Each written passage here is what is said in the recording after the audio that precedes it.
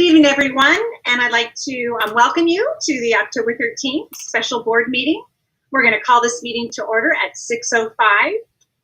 At approximately 8:30, the Board of Education will determine which of the remaining agenda items can be considered and acted upon prior to 9 p.m.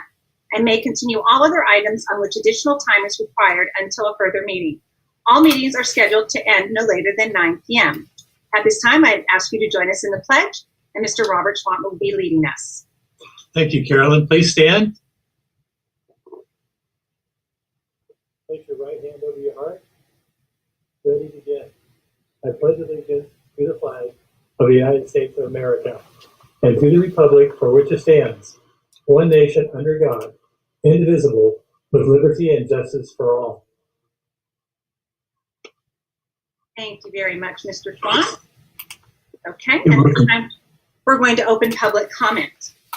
As authorized by Governor Newsom's Executive Order N-2920, dated March 17, 2020, the Alvord Unified School District will conduct all board meetings of the governing board via teleconference until further notice. The meetings will be conducted via Zoom. Spanish interpreter is available via Zoom platform. All meetings may also be viewed on our district YouTube channel. Click here on the day of the meeting, and all recorded will be reviewed subsequently after the meeting. Pursuant to Executive Order N-2920, the governing board will take public comment. All public comments must be submitted in writing in advance of the meeting. Please submit your written comments to superintendent@alvordschools.org no later than 9 a.m. on October 13, 2020. During the governing board meeting, written public comments received in a timely manner will be read to the governing board. Pursuant to Board Bylaw 9323, public comments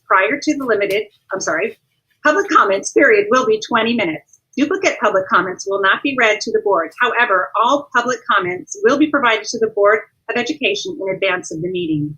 So at this time, I'm going to ask Dr. Kemp if we have any public comments to be read to the Board of Education. We do. We have one. Okay, thank you very much. You're welcome. I'm writing in response to the safety measures the Alvord Unified School District discussed last week and how they once again display an incredible attempt that lacks serious accountability and is rife with systemic structural racism and discrimination. What proof do we have that 90% of the measures to keep our children safe are put in place in such a short amount of time? Can Alvord show proof to the community? Has each of you as members of the board gone to your assigned schools and visited all of the classrooms to verify? My concern is that in the effort to have the district ready for a potential November 2nd opening is that things are being rushed and not tested for safety, and that people are lying about how much has actually been accomplished. The AUSD is what will ultimately be more harmful to my community than the coronavirus. It's incredibly hard to believe that air scrubbers are in 90% of the classrooms throughout the AUSD, that they have been tested, and that there have been no electrical issues in our schools. As you are all aware, most schools requiring an enormous amount of upgrades. If our air scrubbers are in fact installed properly and running, we would have heard by now a multitude of issues. Number one, electrical loads of air scrubbers and internet and other electronic equipment is too great for many classrooms, and power outages will ensure equipment will not be functioning properly. Please take a moment to seriously understand the electrical grid issues at play. For this reason, AUSD should test internet capabilities and air scrubbers in all classrooms before opening. Please do not rush these things and take your time to open until January 2021, like the Temecula Unified School District. Number two, loud factor. AUSD, has any of you actually been in a classroom with an air scrubber? I highly encourage you to do this ASAP. Sit in a classroom with an air scrubber. Have someone on Zoom connected to your classroom and see how difficult it will actually be for teachers to speak over the noise of the air scrubber and students to hear the teacher in person and students to hear via Zoom. You will quickly understand this plan to install this particular type of air scrubbers was not thought out properly. Testing needs to be done in every single classroom with a teacher present, a school board member present, and someone available via Zoom. Placement of internet, air scrubbers, cameras, and mics is a process that needs to be thought out and taken seriously. It needs time, so consider the value of time to figure these things out and open AUSD in 2021. Number three, not enough maintenance staff. No mention in your ASD safety plan does it discuss the limited resources of maintenance staff for these measures, namely, who will be taking care of air scrubber issues while teachers are teaching. The plexiglass you install will inevitably break. Things will fall apart. Installation of items will need to be looked over. Take these few months to hire more custodial staff, to hire more maintenance staff. You will need to keep up these safety measures, and it is not the responsibilities of teachers to teach and maintain these safety measures. They have enough on their plate. Take these next 2 months to safeguard our schools in a non-rushed way. Do not open AUSD until 2021. These are all examples of oversight needed by all AUSD members on the safety measures being installed. Relying on one man to report back honestly and accurately is entirely unacceptable when these are safety measures for our children. I ask you, why open before 2021? Why November 2nd? Do you understand the risk you're putting our children in, knowing full well a Thanksgiving and Christmas break happened during your proposed timeline? Has any of you read the latest study released by Princeton University researchers? They produced the largest study to date of 500,000 children and found that kids are super spreaders. This is what you're going to encounter if you push to open AUSD in November for only 2 weeks, followed by a break and then students returning for another 2 weeks. That is entirely too many breaks during a social season to encourage students and staff to maintain social distance. Please, AUSD, think about the research that has been done. Think about how rushed these safety measures are being handled. Think about how your decisions carry with them the weight of structural and institutional racism when you do not take into account the rich culture of this district. I encourage all of you on the board to take pause and open in 2021. Sincerely, Mimi Velasquez. Well, thank you very much. Thank you very much, Dr. Kemp, and thank you, Mimi, for your comments. Are there any other comments? Dr. Kemp? Okay, thank you very much. So with that, we're going to go on to the action item. 611, take action on timeline reopening of schools for in-person instruction for students and staff in the hybrid model. And at this time, I'm going to ask for a motion. So moved. Thank you. Second. Thank you very much. And now we're going to have discussion, and I'm going to turn it over to Dr. Muserino. Thank you, Madam President, and members of the board and our public who are present tonight. As the board directed staff to collect the most current data to update the board and fill in some of the missing pieces from last week's discussion, particularly related to the current risk status. I am going to share my screen so that it is much easier to follow. Is everyone seeing the screen here that's in this Zoom room? Yes? Yes, I am. Okay, perfect. We certainly had hoped that the trend that a couple weeks ago had originally surfaced, that transitioned us from the lowest tier to a less restrictive tier, was going to continue. But unfortunately, the trend of the last 2 weeks, which is in the other direction, has indeed continued. And so unfortunately, I am reporting that today's data, you could see the new COVID case per 100,000 population is now 8.1. And that's compared to the state average, which is 6.8.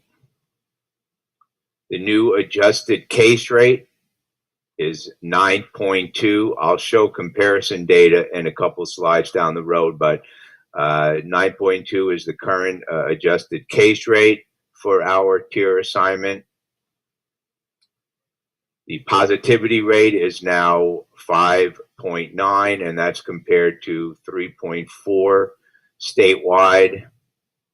And then the newest metric, which we discussed last Thursday, which was just added, is 7.7. That's the health equity metric. So just to give some context, here are the numbers within the tiered system. Our current adjusted rate is now 9.2, which you could see is in the purple. The positivity rate now 5.9, which is still in the red, and 7.7 for the health equity metric, which is on the high end of the health equity metric. That goes from 5.3 to 8.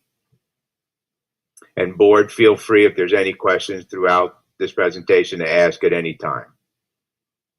Thank you. For a little more perspective and context, we'll take a look at the last few weeks. We currently remain in the substantial range. Our September 29th adjusted case rate was 6.7. It went up last week to 7.6. We had hoped to reverse that trend for this week, but instead it is up now to 9.2, as you could see here. On the positivity rate, excuse me.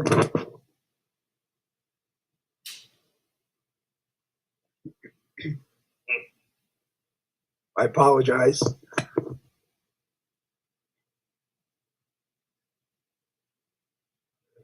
Sorry about that. I am a little choked up. You know, these again were not the numbers we were hoping for. September 29th, we were at 4.8, went up to 5.0, and now is 5.9%. And again, the health equity metric, which is the first time that this is present, is 7.7. Alan, Yes, sir. so we see the numbers going the wrong direction, going up. Is there reasons that they're giving as to what's driving the numbers to do that? We'll talk a little bit more about that when I share the county's response, because there is a press release that I'll discuss, but it's really all about testing to ensure that they have an accurate measurement to work with. It's again a matter of behaviors, and it always comes down to people being safe, people engaging in all the best practices, and taking all the safety precautions. So whenever the numbers go in the opposite direction, typically it's a result of just behaviors, and that typically is what the county public health office discusses, which is why again they continue to encourage mask, face covering, mask wearing, social distancing, and then of course all of our establishments to maintain all of the guidance and the safety measures from the state. It's really all about human behavior. Okay. So the question is, at a minimum, your counties are in a tier for 3 weeks. We talked about this last week. You can't move forward until you're in 3 weeks, and last week was week 3. So then the data is reviewed, and then every Tuesday, the new data comes out. And at that point, the county either meets the criteria, and you have to do so for 2 consecutive weeks. Or if you don't, if you go the other direction, then you're assigned a more restrictive tier. So the question is, why did we not get assigned a more restrictive tier? Because we fit under this category. We worsened for 2 consecutive weeks, and significantly. Well, the reason is this, and I'm going to read this, and it's also on the screen so everybody could see it as well. But this is a press release released today from Dr. Kaiser, a Riverside County Public Health Officer. Riverside County is being allowed to remain in the red tier for at least a week after local officials requested more time to improve the metrics and avoid moving back to the most restrictive tier. That would be the purple tier that we discussed last Thursday. State officials on Tuesday announced that Riverside County would stay in the red tier during the adjudication process and see whether the county can reduce its cases per 100,000 people and meet the metrics to remain in the red tier. Riverside County officials requested delay as the county's metrics showed an increase in case and positivity rates that could push it into the more restrictive purple tier. The aim with the adjudication process is to make the case to the state that we can maintain our current status and still control COVID-19 in our communities. said Dr. Cameron Kaiser, Riverside County Public Health Officer. Whether or not we stay red or purple, or return to purple, rather, excuse me, we have to get people tested to find cases and continue to use facial coverings, social distance, and avoid gatherings. If we return to purple, we want to get back to red as quickly as we can. If we stay red, we want to progress. We can't do either of those things without individuals, businesses, and institutions working together to reduce spread.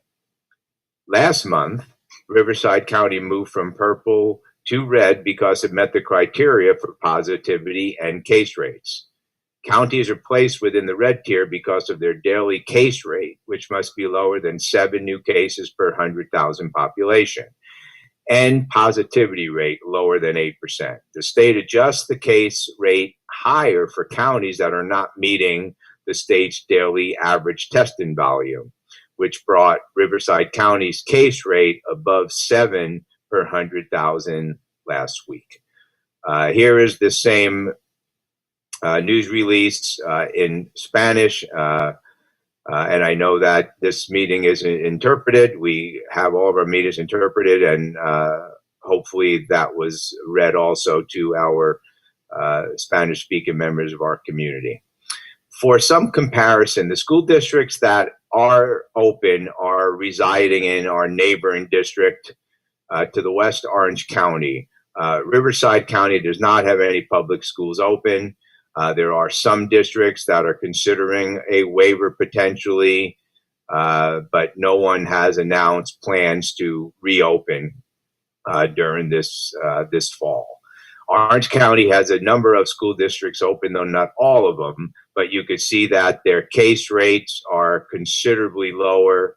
Their adjusted case rate, their per 100,000, their positivity rate, and their health metric all considerably lower, which is why they have been able to open schools, although again, many of them have not opened yet and are planning to open over the course of the next few weeks, depending upon whether or not those numbers continue to trend positive there. San Bernardino, our other neighbor, is in the purple, which is technically where we are, although based on the adjudication process, we have a stay for 1 week, but for all intents and purposes, we are in the purple widespread tier. As you could see, their cases, 9.6, 10.3, 6.5, and 8.7 for the equity metric. So again, our neighboring districts are also being challenged as we are. And as a result, they're not opening schools. Well, as we reported last Thursday, we would reopen our thought exchange and engage our students even further in anticipation of this meeting today. And we were able to get another few hundred students to participate. You could see that 2,521 of our students have participated. They provided us 2,600 thoughts, 51,427 ratings. These are incomplete thoughts that were never finished. They never made it. And here is the word cloud. And again, as I've mentioned in the past with the Thought Exchange, this is a crowdsourcing platform that identifies key terms and anything that is mentioned over and over and over again, that's starred over and over and over again, is in bigger print, as a bigger font. So this speaks to the sentiment of any particular group that participates. So you could see the risk to family is our students' major priority. I know many of them would love to come back to school without a doubt, but they recognize the risk in our community and do not want to bring it home or do not want to get sick themselves. They want to stay safe, but they really do care about our community and want to be careful. Our parents, we had almost 4,000 participate, so we had quite a few hundred more from last week reopening. They contributed 4,600 thoughts. which means that some of these people contributed more than one thought, and 139,584 ratings, which means that these folks went through all of these thoughts. So it's wonderful to have this level of participation. And our parents, too, were very clear. Between flu season and COVID and safety, we need to wait. We still do not feel confident. We also have asked all of our staff to participate, and our staff feedback, classified, certificated, and management also have provided us with a great deal of input. Of course, all of our principals and our teachers working with our children, and well as our classified team. So obviously all the phone calls, all the information, all captures a very similar sentiment as we discussed last week. So I am proposing a new timeline. As I mentioned Thursday, we will open the window for the second semester to decide hybrid or virtual. Families know a lot more now than they did back in July about all these programs now, so I think it'll be a more informed decision, number one. Number two, we're doing it early so that we have ample time for everyone to prepare, for us to reschedule in the event we have to reschedule children that might go from one to the other, as well as give teachers plenty of time to prepare if in fact we are able, given the conditions, to move to that hybrid model. Over the summer, obviously, we had planned to open, and then it was clear that the conditions were not going to allow us to.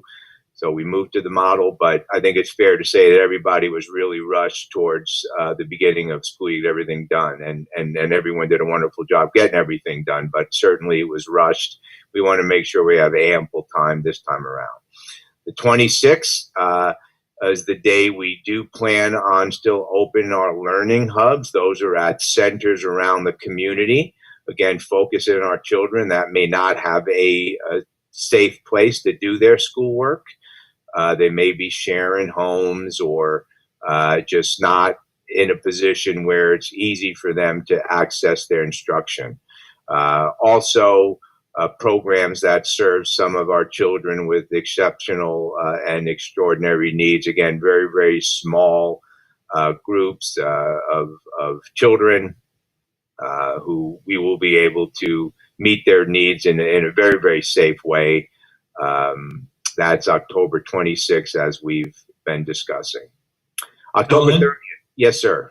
On the homeless and students with exceptional needs, who would be doing that teaching at the learning hubs? Well, the learning hubs around the city, there's no teaching. It's just a place. So it's staffed by our partners for after-school extended learning, but they're simply supervising the children and providing them with support. But there's no teachers there. But the students are able to get on the internet there.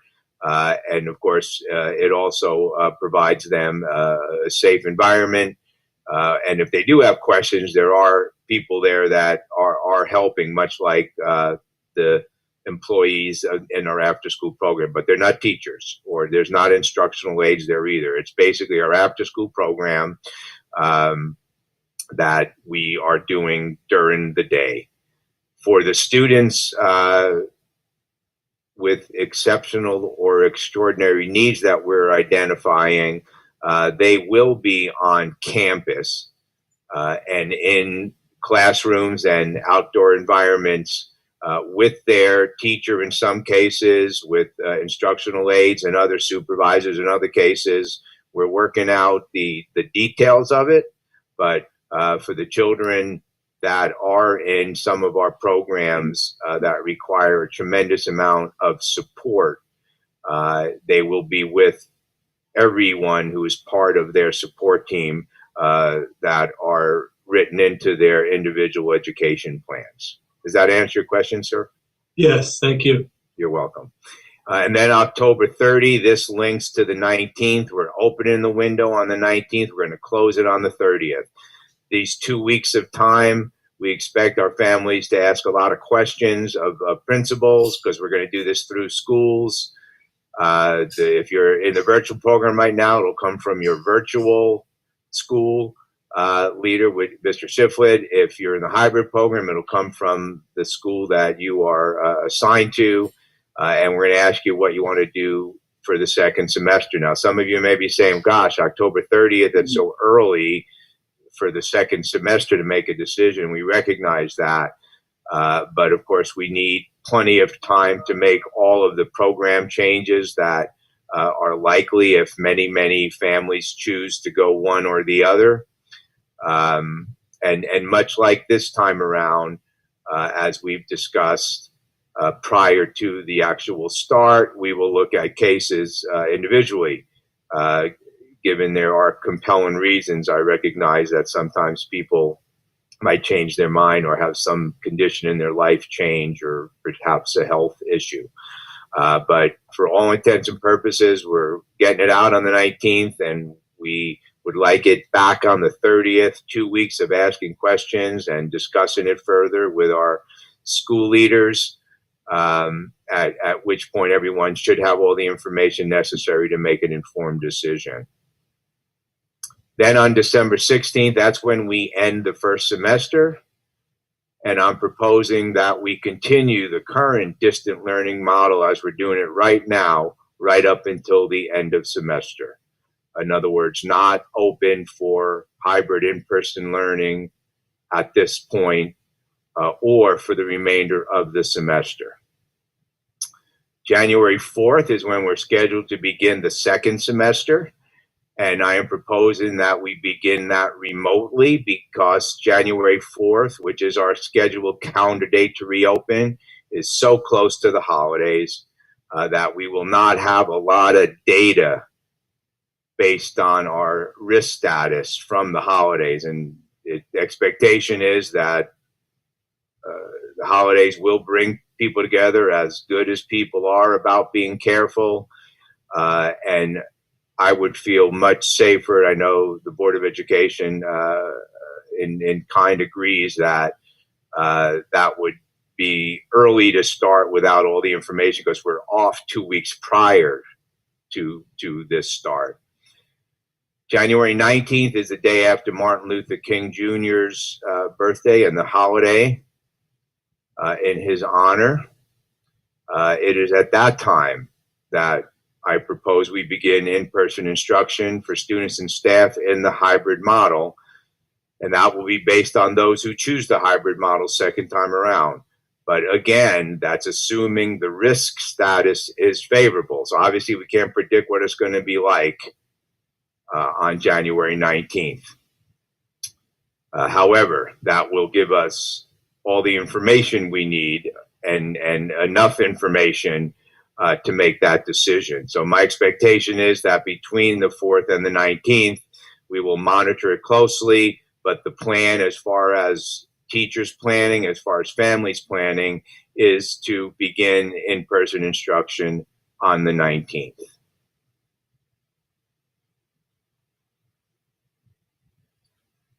For a little more context. Question on the last slide, Yes, Alan. yes, sir. I don't know if you were going to get to this or not, but we're looking at then the 4th of the 19th, somewhere in there. Our neighboring districts, what are they looking at, and how are we going to stack up compared to them if people start asking us? Well, that's a great question. Hold on one second. Let me get that back up. Okay. Just so people could see that.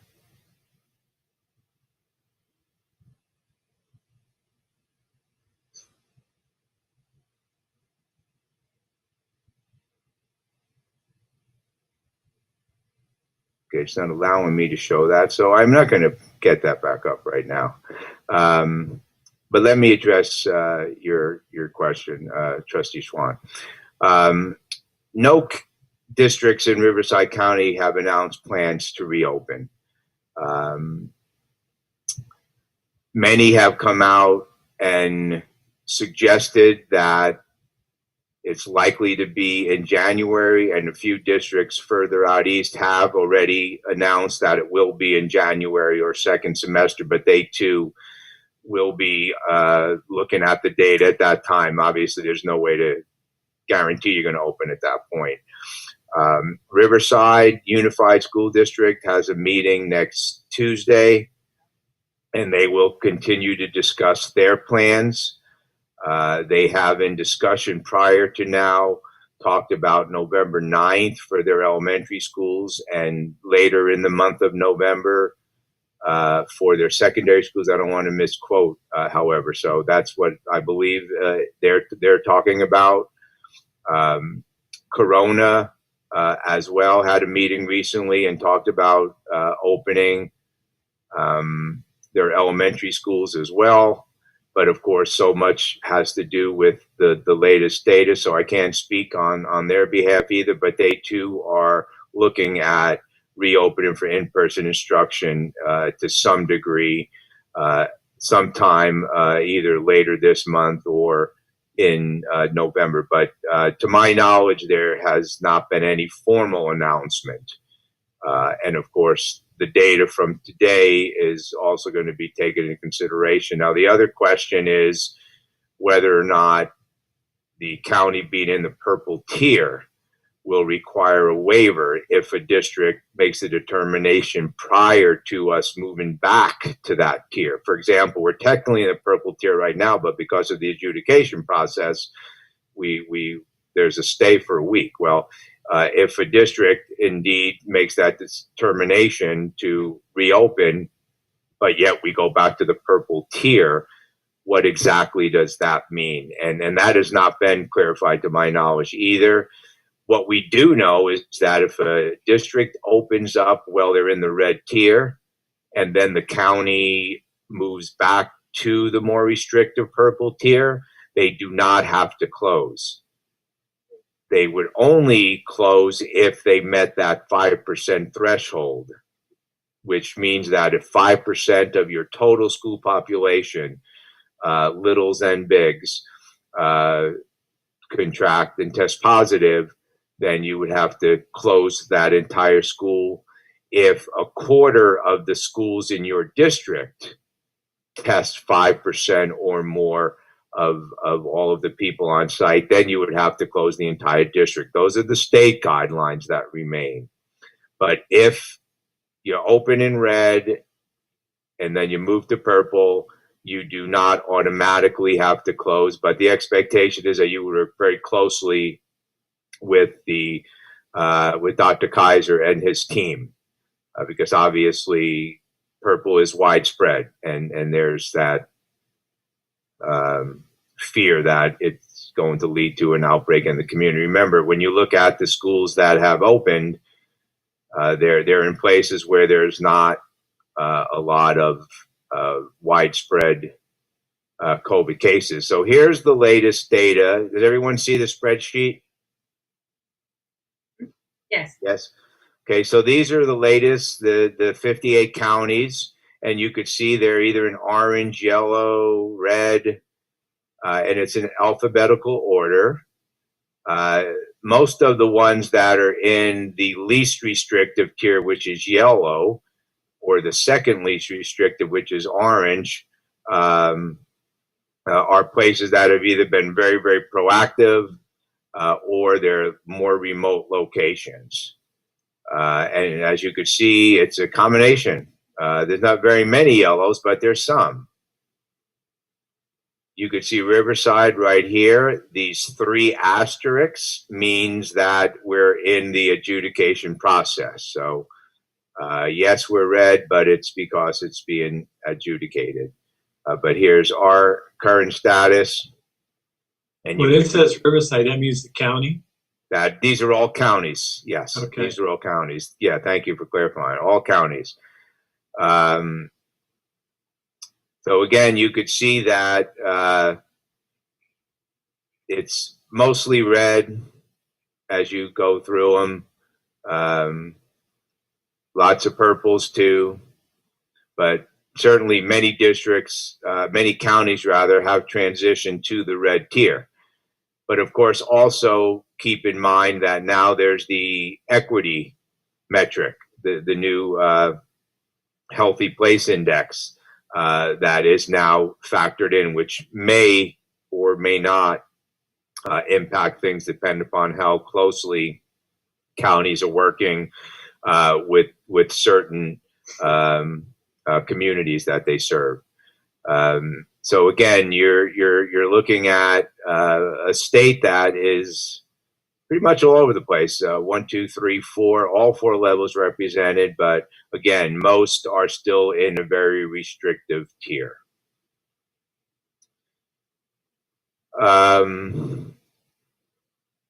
Questions? And I'm sorry to deliver this news today because I think we're all acknowledge the challenges that our families and our children face, and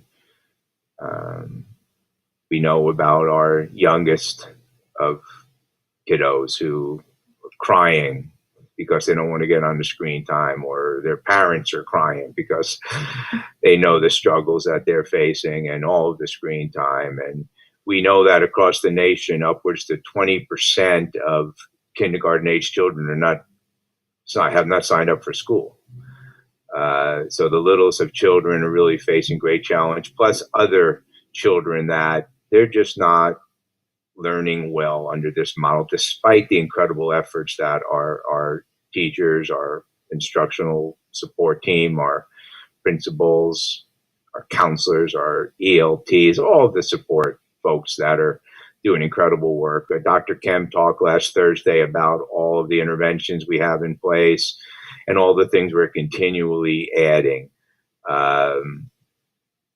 But we recognize that it's going to take a gargantuan effort, which we are equal to ensure that our children that are missing in action, that are being left behind, are accounted for and served. And our principals, our school resource officers, our assistant principals are making house visits on a regular basis when a child does not come to class, or if they're maybe not showing themselves often, or if there appears to be any issues. Our counselors working so closely with our student services team. Our principals get lists of students that are not regular, and the effort that's being made to serve our kids. I know so many teachers please open our schools. We need to, but my gosh, if it's not safe, we certainly can't put our children or ourselves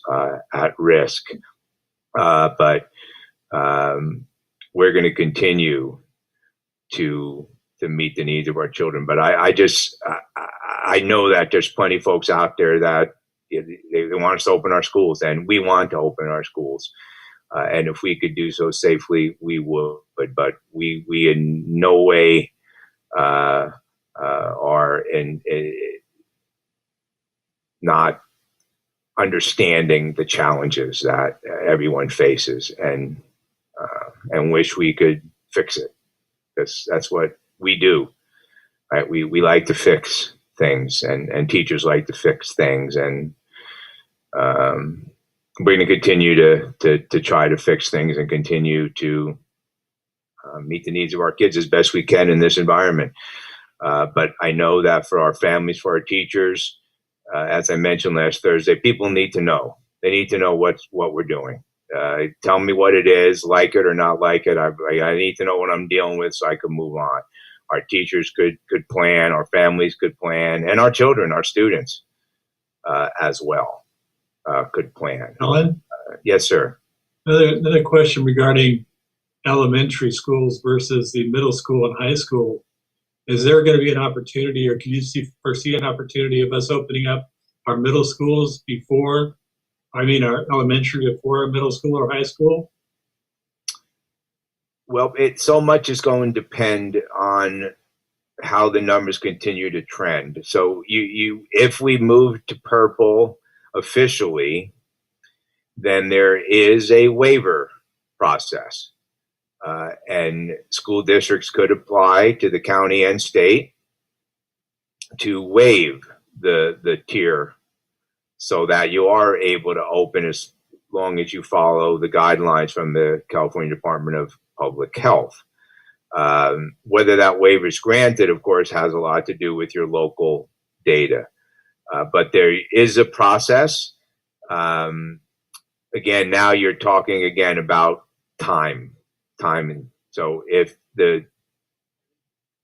in a couple weeks, 3 weeks, things improve and we don't have a case rate in the 9s, if our positivity rate is not continuing to move upwards, at that point, would we be able to mobilize in time to reopen? Would it be worth it if it ended up being just a couple weeks and then there's Thanksgiving week and the holiday? So I think the uncertainty of that would certainly probably lead to more stress on the part of everyone involved. But obviously, if things got considerably better, if there was a dramatic improvement, I mean, remember, we went from 6.7 to 9.2 in 2 weeks. So could there be a reverse and all of a sudden we're in the orange in a couple weeks? Well, if that happened, then, perhaps people might be open for that, or maybe there'd be ways to increase the number of students who really have exceptional needs, or perhaps needs related to language or other challenges that we might be able to bring back on campus safely. So I don't want to close any doors, Trustee Schwann, and I appreciate the fact that you're thinking, let's not talk about how we close our schools, around how to open them, because that's exactly what the conversation, the narrative needs to be all about. And I hope that I'm able to report when we are back again and we have a meeting on the 22nd that we've improved, that our numbers have improved and we are moving in the right direction, and that Dr. Kaiser and his team and the collective community of Riverside is following his direction and doing the right thing so that we are able to lower those rates and move safely into that orange tier. The orange tier certainly has, over the course of the last few months, up and down the state, has proven to be a safe place to open schools. Many of the districts in those tiers have successfully opened their schools. And even in Orange County, where they're still in the red, but their numbers are low, they're on the low end of it, they've had some success. Yes, they've had cases, but there has not been any community outbreaks. And that's been a story that we've been following very closely, as well as we continue to monitor schools that are in counties that have different case rates. So I'm not a public health officer. I am not a medical doctor.